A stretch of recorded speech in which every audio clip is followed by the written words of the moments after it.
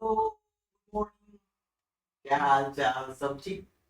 चलो, अब हम क्लास 11th के लिए लैंग्वेज ऑफ केमिस्ट्री का नेक्स्ट लेक्चर है। बच्चों, हम लोग जो है सो नेम ऑफ एलिमेंट और उसके सिंबल का सीरीज चल रहे थे। उसी में हम लोग चलेंगे क्या? 71 से लेकर के 80 तक का नेम ऑफ एलिमेंट और उसका सिंबल याद करेंगे। टॉपिक नंबर नहीं भी याद रहेगा फिर भी काम आपका क्या होगा, चल जाएगा।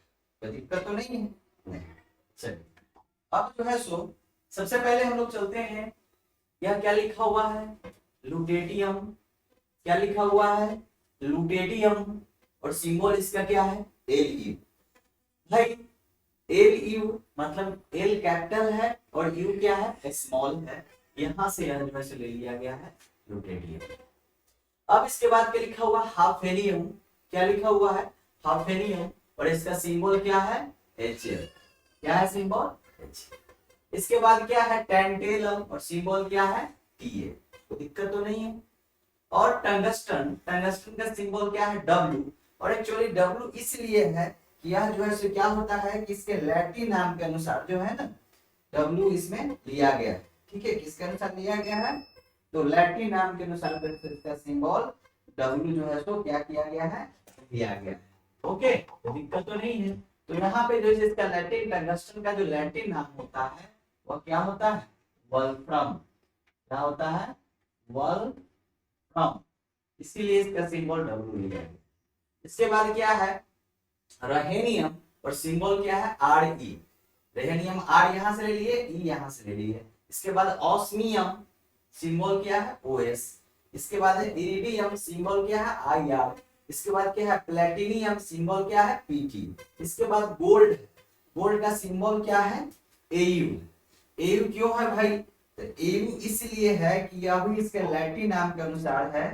यह भी इसके किसके अनुसार है? तो इसके लैटिन नाम के अनुसार है। और इस गोल्ड का जो लैटिन नाम होता है वह क्या होता है भाई? वह होता है ऑरम। क्या होता है? ऑरम। क्या होता है? लैटिन नाम उसका होता है ऑरम। ठीक है, इसका लैटिन नाम क्या होता है? Aurum. A U R U. कोई दिक्कत तो नहीं? अब इसके बाद जो है क्या है? हाइड्रागिरम मतलब मरकरी। मरकरी का सिंबल क्या है? H G. और एच जी क्यों है भाई? एच जी क्यों है? तो इंग्लिश के किसके नाम के अनुसार होगा?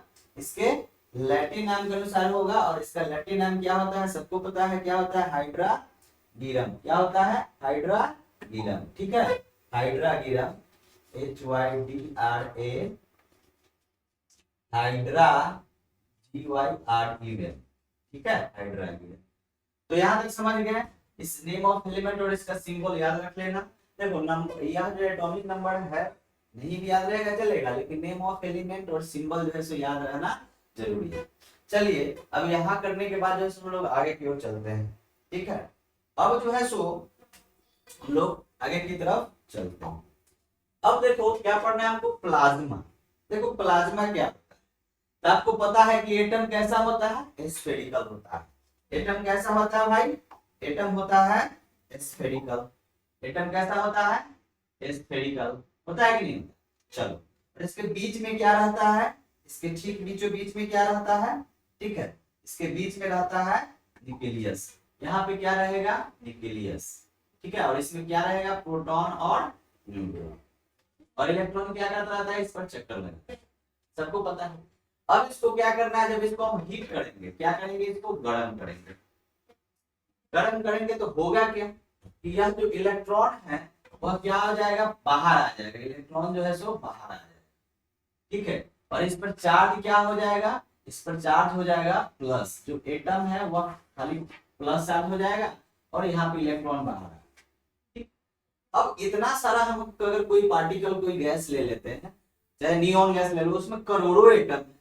इसका मतलब क्या है कि करोड़ों इलेक्ट्रॉन और करोड़ों पॉजिटिव आयन, जिसको कटायन बोलते हैं, वह एक जगह क्या हो जाएगा? कलेक्ट हो जाएगा। ठीक है, और उसी का कनेक्शन जो है ना, वह पदार्थ का, मैटर का फोर्थ स्टेट है, चौथी अवस्था है। इसको बोलते हैं क्या? प्लाज्मा।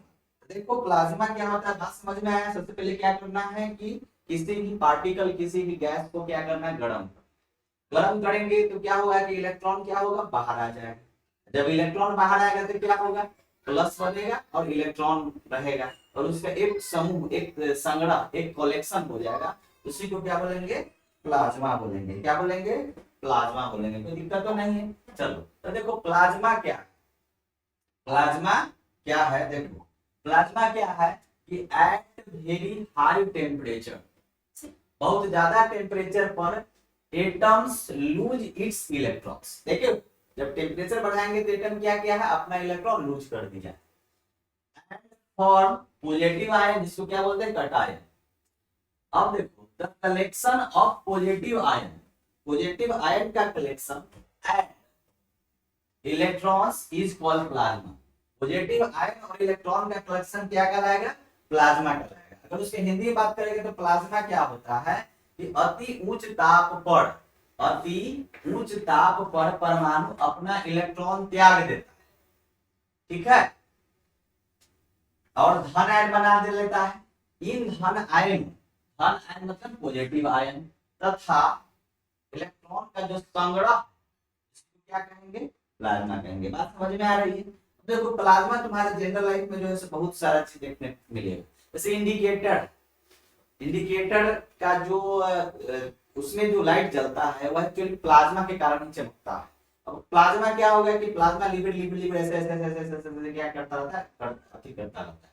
बात समझ में आ रहा है ना, मतलब वह न बहेगा और न ही स्टेबल रहेगा, बस ऐसे ऐसे ऐसे क्या होगा, हिलता रहेगा। ठीक, तो एग्जांपल ऑफ प्लाज्मा ले सकते हो क्या, तो सन, जो सूरज है वह चमकता है किसके कारण, प्लाज्मा के कारण। स्टार्स भी प्लाज्मा के कारण चमकता है। और जो स्पेस है, जो भी स्पेस है उसमें जो भी चमक है वह सब प्लाज्मा के कारण ही चमकता है। ठीक है। अब देखो जो बिजली चमकती है, लाइटिंग मतलब हो गया, जो बिजली चमकता है ना ठीक है समय में जब नहीं बरसता है, तो वह भी किसके कारण होता है, प्लाज्मा के कारण। अब देखो लुमिनियस क्लाउड्स, बादल, बादल जब चमकता है वह भी किसके कारण है, प्लाज्मा के कारण है। और neon sign balls, neon sign balls जो तुम्हारा इंडिकेटर होता है कोई चीज का, वह भी जो है जो चमकता है क्या, उसमें प्लाज्मा रहता है। चलो इसके बाद इलेक्ट्रिक अर्क, ठीक है ना, इलेक्ट्रिक अर्क देते हो, जैसे कोई चीज मानो स्पार्क करता है तो वह भी जो है वहां पे भी क्या होता है, वो जो स्पार्क करता है इसका मतलब प्लाज्मा के कारण जो चमकता है। और फ्लेम, फ्लेम समझता है ना, कोई जलाते हो, दीप जलाते हो, जैसे यहाँ पे दीप जल रहा है ना, ठीक है, जब शाम ढले, ठीक है, दीप जले, तो इसमें भी यह जो चमक रहा है वो किसके कारण, प्लाज्मा के कारण। बात समझ में आती है। तो जनरल लाइफ में जो है सो आप ये एग्जांपल इसका ले सकते हो। और यूनिवर्स का मैक्सिमम पार्ट क्या है, प्लाज्मा। पता है यह जो ब्रह्मांड है उसमें पृथ्वी तो बहुत छोटा चीज, बड़े बड़े स्टार्स हैं, सन से भी बड़ा बड़ा स्टार्स है, और सब में क्या भरा हुआ है, प्लाज्मा भरा हुआ है। ठीक है। तो जो यूनिवर्स है, यूनिवर्स मतलब पूरा ब्रह्मांड, खाली पृथ्वी का बात नहीं कर रहे, तो पूरा ब्रह्मांड का जो मैक्सिमम पार्ट है वह क्या है, प्लाज्मा है। यहाँ पे कोई परेशानी, यहाँ तक कोई दिक्कत नहीं। चलो कोई परेशानी, यहाँ तक कोई दिक्कत नहीं। ओके। चलो हम लोग जैसे अब आगे की तरफ जो है सो हम लोग क्या करते हैं, मूव करते हैं, और इसको क्या करना है, पॉज करना है, और इसको क्या करना है, नोट कर लेना है। तो दिक्कत तो नहीं है, दिक्कत नहीं है। अब समझ गए। अब आगे की तरफ हम लोग जो है सो चलते हैं। ठीक है। अब जो है सो अब आपका जो है नेक्स्ट है एक और स्टेट ऑफ मैटर, उसका नाम क्या है, बोस आइंस्टाइन कंडेंसेट। क्या नाम है, बोस आइंस्टाइन कंडेंसेट।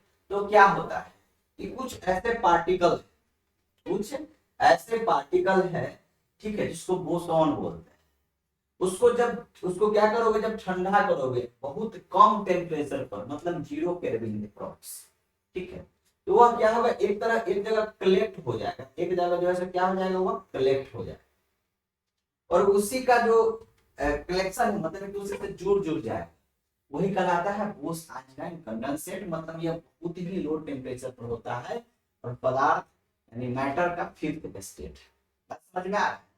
तो क्या हो रहा है कि एट वेरी लो टेम्परेचर, ठीक है, बहुत ही कम टेम्परेचर पर क्या होता है कि सम गैसियस पार्टिकल्स, कुछ गैसियस पार्टिकल्स क्या हो जाता है, यूनाइट्स, यूनाइट्स मतलब हो गया एक जगह आकर के जुड़ गया, to form fifth states of matter, यह पदार्थ की फिफ्थ स्टेट बनाती है, इज कॉल्ड बीईसी, बी से बोस, ई से आइंस्टाइन और सी से क्या होता है कंडेंसेट। कोई दिक्कत नहीं है। अगर हिंदी में बात करोगे तो बोस आइंस्टाइन कंडेंसेट, यानी कहने का मतलब क्या है कि अति निम्न ताप पर, बहुत ही कम ताप पर क्या करते हैं, पदार्थ एकत्रित होकर, ठीक है, कुछ पदार्थ एकत्रित होकर पदार्थ की पांचवी अवस्था बनाता है, जिसे क्या कहते हैं बीईसी, बोस आइंस्टाइन कंडेंसेट। ठीक है, अब यहाँ पे देख लो, यही जो है बोस आइंस्टाइन कंडेंसेट का दिया गया है।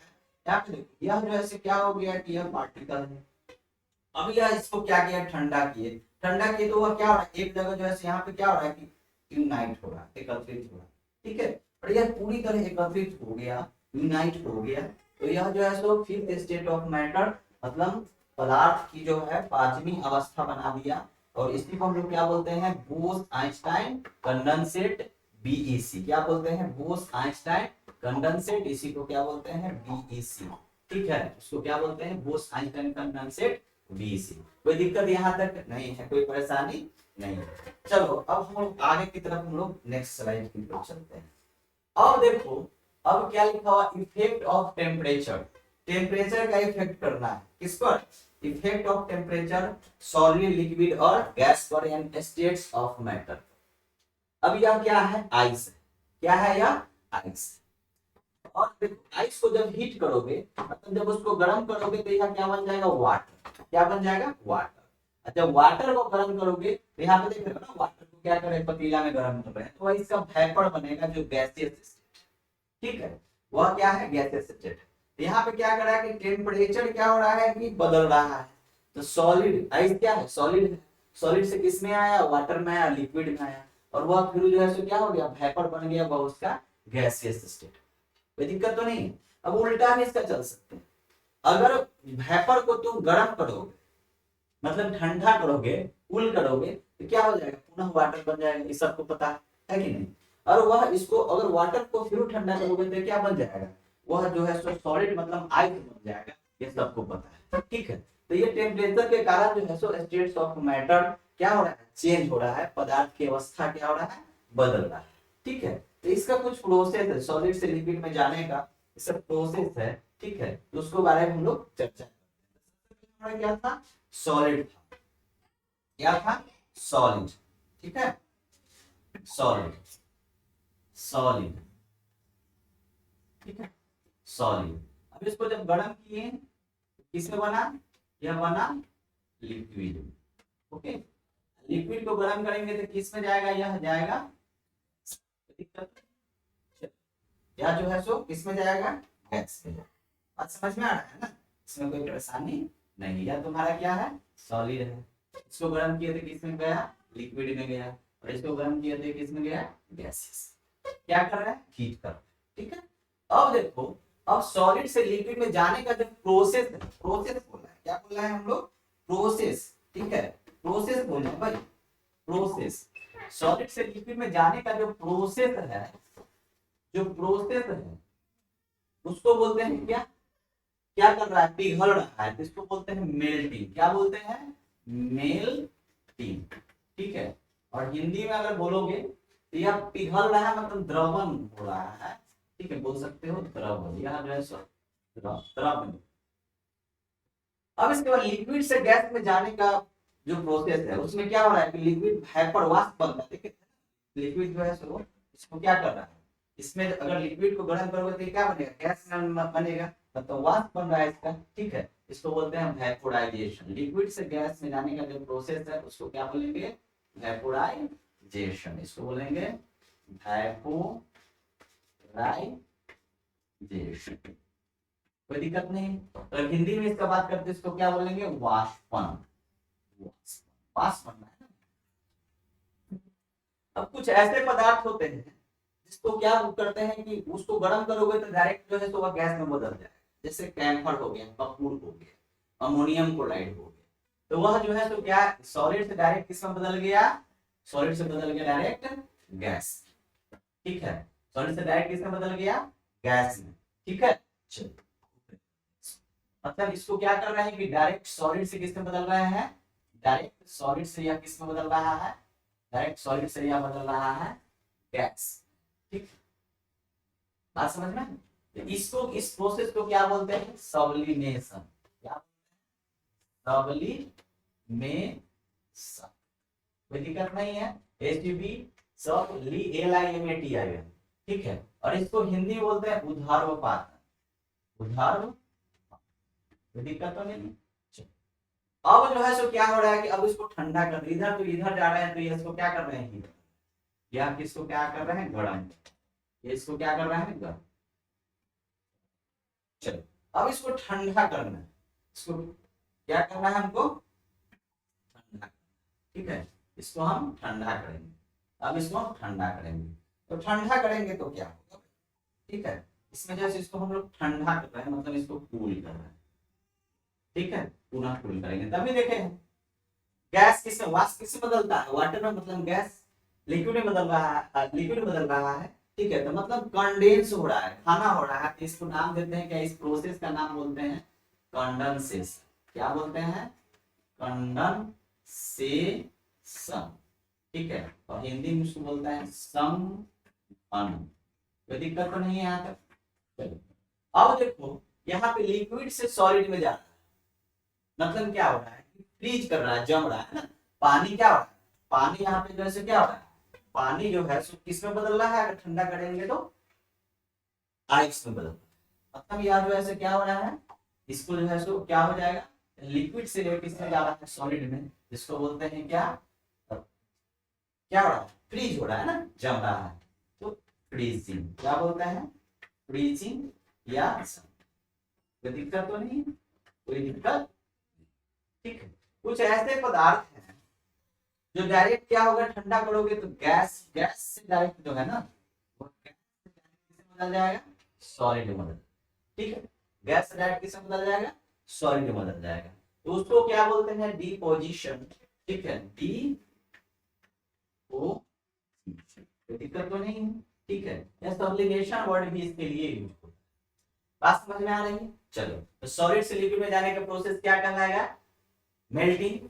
लिक्विड से गैस में जाने का प्रोसेस, मतलब प्रक्रिया है, वह क्या कहलाएगा, वेपोराइजेशन। और डायरेक्ट सॉलिड से गैस में जाने का प्रक्रिया, जैसे गरम करोगे डायरेक्ट उसका गैस, उसको क्या बोलते हैं, सब्लिमेशन। ठीक है, उल्टा आएंगे, गैस से लिक्विड में जाएंगे उसको बोलेंगे कंडेंसेशन। लिक्विड से अगर सॉलिड में आएंगे उसको क्या बोलेंगे, फ्रीजिंग। डायरेक्ट गैस से सॉलिड में आएंगे उसको क्या बोलेंगे, डिपोजिशन। कोई दिक्कत तो नहीं है। इसको क्या कर लेना है, बढ़िया से डायग्राम बना करके इसको नोट कर लेना है। चलो, अब हम लोग आगे चलते हैं। दो तीन वर्ड है, एक मेल्टिंग पॉइंट, एक बॉइलिंग पॉइंट और एक फ्रीजिंग। देखो मेल्टिंग पॉइंट क्या होता है, मेल्टिंग पॉइंट किसको बोलते हैं, तो क्या हो गया कि देखो कोई चीज है, कोई सॉलिड, ठीक है, जैसे आइस, और उसको क्या करो, गर्म करो, वह क्या होगा, पिघल जाएगा। लेकिन सीधे थोड़ी पिघलेगा, लोहा है, लोहा को भी गर्म करोगे तो क्या होगा, वह पिघल जाएगा। लेकिन क्या होगा कि आइस को थोड़ा सा ही गर्म करते हो तो पिघल जाएगा। लोहा के बहुत गर्म करना पड़ेगा, बहुत गर्म करोगे, बहुत ज्यादा 1500-1600 डिग्री सेल्सियस, तो बहुत ज्यादा टेम्परेचर, तो अब वह क्या करेगा, पिघलेगा। बात समझ में आ रही है ना? ठीक है, तो एक टेम्परेचर होता है, एक टेम्परेचर होता है जिस पर कोई सॉलिड लिक्विड में आ जाता है। उसी टेम्परेचर को, टेम्परेचर समझते हो ना, ठीक है, उसी टेम्परेचर को क्या बोलते हैं, क्या बोलते हैं, ताप। उसी ताप को, टेम्परेचर क्या हिंदी होता है, ताप, मेल्टिंग पॉइंट। ठीक है, एम।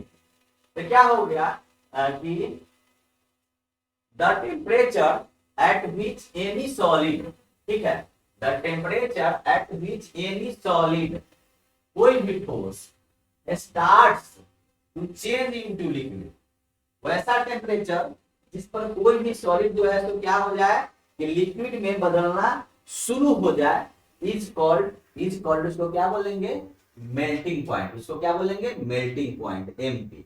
जैसे मेल्टिंग पॉइंट ऑफ वाटर नहीं होगा, यहाँ पे मेल्ट कौन करेगा, वाटर तो खुद लिक्विड स्टेट में है, तो मेल्ट कौन करेगा, यहाँ पर मेल्ट करेगा आइस। आइस को बस थोड़ा सा ही टेम्परेचर दे दो, आइस को बस थोड़ा सा ही टेम्परेचर दे दो, वह पिघल जाता है, 0 डिग्री सेल्सियस पर पिघल जाता है और वाटर बनना स्टार्ट किया। मेल्टिंग पॉइंट का हिंदी होगा गलनांक, गल रहा है वैसा ताप जिस पर कोई ठोस द्रव में बदल जाए, द्रव में बदल जाए उससे उसका क्या कहलाएंगे, द्रव्यमान कहेंगे या गलनांक। यहाँ पर कोई परेशानी नहीं है, समझ में आ रहा है ना। चलो अब एक और वर्ड है, क्या है आपका फ्रीजिंग पॉइंट। अब फ्रीज क्या होता है, जमाना है। जैसे हम लोग पानी को जब उसको जमाते हैं, उसको फ्रीज करते तो फ्रीज में डालते और फ्रीज में क्या होता है, टेम्परेचर घट जाता है। तो एक ऐसा टेम्परेचर आता है जिस पर वह क्या होता है, जम, ठीक है, उसी टेम्परेचर को क्या बोलेंगे, freezing point. The temperature at which any liquid, the temperature वैसा ताप, टेम्परेचर मतलब ताप होता है, एट व्हिच मतलब जिस पर, एनी माने कोई, एनी लिक्विड, लिक्विड का मतलब हो गया द्रव, स्टार्ट्स टू, स्टार्ट मतलब शुरू हो जाता है, चेंज इनटू सॉलिड मतलब सॉलिड में बदलना, चेंज मतलब क्या होता है, बदलना शुरू हो जाता है, is called its freezing point. उसे उसका क्या कहेंगे, फ्रीजिंग पॉइंट बोलेंगे, उसे उसका क्या बोलेंगे, फ्रीजिंग पॉइंट। ठीक है, मतलब जमनांक उसका हिंदी होता है फ्रीजिंग पॉइंट का, वैसा ताप जिस पर कोई ठोस द्रव में बदल जाए, ठीक है, उसे उसका जमनांक, मतलब ठोस किसमें बदल जा रहा है, सॉरी, वैसा ताप जिस पर कोई द्रव, द्रव जो है यहाँ पे उल्टा हो जाएगा ना, वाटर लिक्विड बनेगा ना, वैसा ताप जिस पर कोई द्रव, द्रव होगा, क्या है, वैसा ताप जिस पर कोई ठोस नहीं, ठोस द्रव में बदल जाए नहीं, द्रव किस में बदल जाए, ठोस में बदल जाए, ठीक है। तो वैसा ताप जिस पर कोई क्या हो रहा है, कोई द्रव, द्रव किस में बदलेगा, ठोस में, द्रव ठोस में बदल जाए, इस कॉल बदल जाए, उसे उसका क्या कहलाएंगे, जमनांक कहेंगे। अब जमेगा कौन, आइस नहीं जमेगा, आइस तो बनाना ही है, तो आइस बनाने के लिए हमको क्या करना पड़ेगा, हमको जो है डालना पड़ेगा हमको क्या है, तो वाटर, वाटर को फ्रिज में डालेंगे, कैसे के डालेंगे, वाटर। तो यहाँ पे जो है हम लोग क्या करेंगे, वाटर का जो क्या होता है, फ्रीजिंग पॉइंट, मेल्टिंग पॉइंट लिख दिए, फ्रीजिंग पॉइंट करना है एफपी, ठीक है। तो वाटर का फ्रीजिंग पॉइंट क्या होता है, सबको पता है, क्या होता है भाई, वाटर का फ्रीजिंग पॉइंट जो होता है आपका, फ्रीजिंग पॉइंट ऑफ वाटर, वो क्या होता है, सबको पता है, क्या होता है, तो 0 degree Celsius, freezing point of water क्या होता है, FP of water 0 degree Celsius. कोई दिक्कत तो नहीं है, 0 डिग्री सेल्सियस, ओके। चलो तो समझ गए फ्रीजिंग पॉइंट क्या है। अब इसके बाद एक वर्ड है, क्या, एक वर्ड है आपका बॉइलिंग पॉइंट। क्या है, बॉइलिंग पॉइंट। देखो बॉइल करना, ठीक है, बॉइल करना है किसी लिक्विड को। यहाँ पे देखो, यह जो है सो क्या है, एक जो है सो पतीला है और उसमें वाटर डाल, वाटर डालेंगे तो क्या होगा कि सीधे बॉइल नहीं करना शुरू करते, ठीक है। जब उसको गर्म करते हैं तो सबसे पहले उसमें से, आप देखो बॉइल करने का मतलब क्या होता है, खौलना, ठीक है। तो समय लगता है खोलने में, पहले गर्म करोगे लेकिन पानी जो है सो गर्म होता जाएगा, उस समय पश्चात जो है सो क्या करता है, खोलना शुरू करता है, बॉइल करना शुरू। तो क्या है, वैसे होता है। देखो गर्म करोगे तो उसमें से वाष्प बनेगा, वेपर बनेगा। अब वेपर बनेगा तो वेपर एक गैस है, और गैस क्या करता है, प्रेशर डालता है, दबाव डालता है, ठीक है। तो जो वेपर प्रेशर डालता है वो उसको क्या बोलते हैं, उसका वेपर प्रेशर, क्या बोलते हैं, वेपर प्रेशर। दिक्कत तो नहीं, ठीक है। इसको हिंदी में बोलेंगे वाष्प, क्या बोलेंगे, वाष्प, और ठीक है, वाष्प, यहाँ पे कोई परेशानी। अब हम लोग के ऊपर जो है ना, एक एक्सटर्नल प्रेशर यानी बाहरी दाब हमेशा लगता ही रहता है, मतलब इन्वायरमेंटल प्रेशर, वातावरण का दाब लगता है। तो देखो वाष्प दाब किधर की तरफ लगेगा, वाष्प दाब लगेगा ऊपर की तरफ, वाष्प दाब किधर की तरफ लगेगा, वाष्प दाब लगेगा ऊपर, ठीक है। यह वाष्प दाब लग गया वेपर प्रेशर। और नीचे की तरफ जो है ना, एक external pressure, external pressure always जो है सो लगता रहता है, एक्सटर्नल प्रेशर। यहाँ पे एक्सटर्नल प्रेशर लगेगा, बाहरी दाब लगेगा, एक्सटर्नल। एक ऐसा टेम्परेचर होगा जब एक्सटर्नल प्रेशर, क्या, एक्सटर्नल प्रेशर और वेपर प्रेशर इक्वल हो जाए, एक ऐसा टेम्परेचर आएगा जब एक्सटर्नल प्रेशर और वेपर प्रेशर क्या हो जाएगा, इक्वल हो जाएगा। ठीक है, एक्सटर्नल प्रेशर और वेपर प्रेशर क्या हो जाएगा, इक्वल हो जाएगा। ठीक है, बात समझ में आ रही है। तो उसी को उसी समय जो है ना उस टेम्परेचर पर वाटर या कोई लिक्विड खोलना शुरू हो जाए तो वही उसका क्या कहलाता है, उसका बॉइलिंग पॉइंट का। बात समझ में आ रही है। चलो अब एक्सटर्नल प्रेशर बढ़ाएंगे तो क्या होगा, बॉइलिंग पॉइंट बढ़ेगा। क्योंकि अगर एक्सटर्नल प्रेशर 5 मान लो एक्स्ट्रा पैसा से अगर हम कंपेरिजन करें, ठीक है, पैसा कमा रहा है मतलब वेपर प्रेशर बना रहा है। ठीक है, और जहां तक पुराना है वह तुम्हारा क्या, एक्सटर्नल प्रेशर।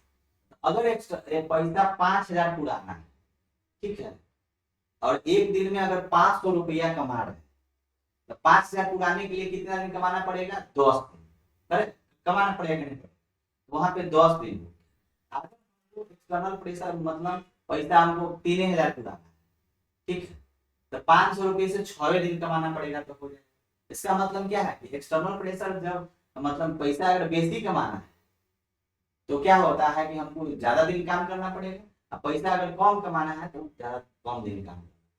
इस प्रकार अगर एक्सटर्नल प्रेशर ज्यादा है इसका मतलब क्या है कि वेपर प्रेशर को एक्सटर्नल प्रेशर के बराबरी करने के लिए ज्यादा टेम्परेचर चाहिए, और एक्सटर्नल प्रेशर अगर कम है तो वेपर प्रेशर को एक्सटर्नल प्रेशर के बराबरी करने के लिए कम टेम्परेचर चाहिए। ठीक है, तो जैसे जैसे एक्सटर्नल प्रेशर बढ़ेगा क्या होगा, तुम्हारा बॉइलिंग पॉइंट क्या होगा, बढ़ जाएगा। ठीक है, तो बॉइलिंग पॉइंट वही होता है जिस टेम्परेचर पर द टेम्परेचर एट विच, वैसा टेम्परेचर जिस पर, ठीक है, एक्सटर्नल मतलब बाहरी हो गया, external pressure and vapour pressure मतलब वाष्प दाब, समझ गया ना, वाष्प दाब होता है ऑफ लिक्विड बिकम्स इक्वल, दोनों बराबर हो जाए इज कॉल्ड बॉइलिंग पॉइंट। उसको क्या बोलेंगे, उसका बॉइलिंग पॉइंट बोलेंगे। यहां तक कोई कंफ्यूजन नहीं।